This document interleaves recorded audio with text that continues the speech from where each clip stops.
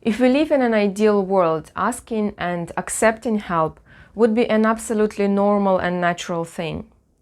People would trust each other and rely on one another's helping hand.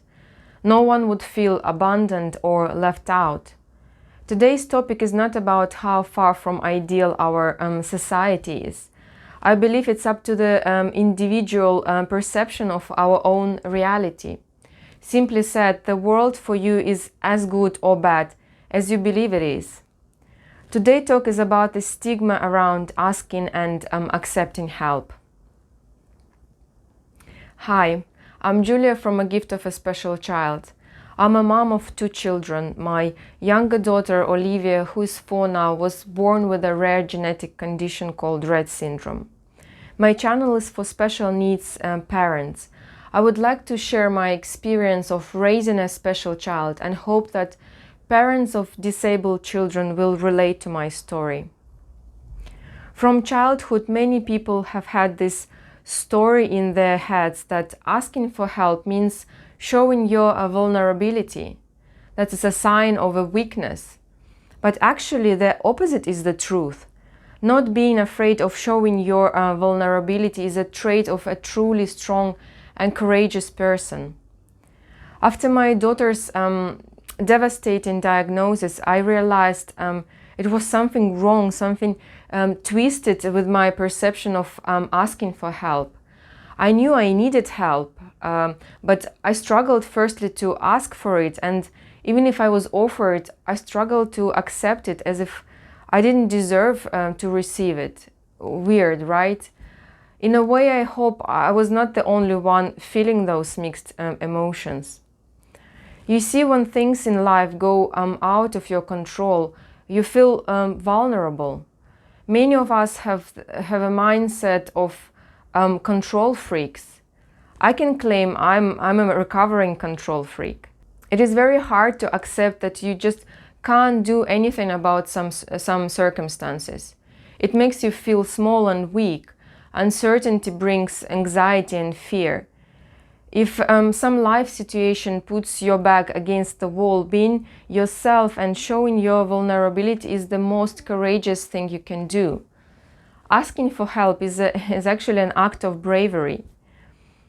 It gives people a chance to bring the best out of them. You will be surprised how many kind, genuine and compassionate people are there willing to support and help you once you overcome that fear of being judged. That was my big realization. I still can't believe how many good, giving people I've met since Olivia was diagnosed. From a perspective of a special needs parent, I can say that it's unavoidable seeking help and then be able to receive it. In the beginning, I felt like I'm completely alone with my problems, my daughter's health condition, which is still untreatable. I had to adapt, I had to learn lots of new things. Asking and accepting help was a big learning curve for me. As before, I mostly relied on myself, thinking that I don't need anyone to overcome obstacle.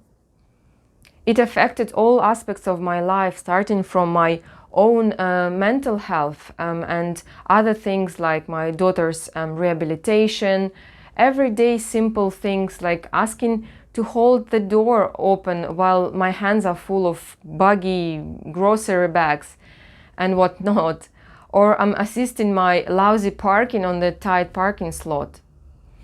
What I'm trying to say is that asking for help and accepting it with gratitude is yet another great lesson from my special child that made me realize that there are much more kind and giving people than indifferent or judgmental. After getting the support and help I needed in the toughest times, I feel so happy now when I can be in a position to provide help to others. And it works like a chain of reaction. If you do well to one person and make his day, that person will be willing to help out another one and so on.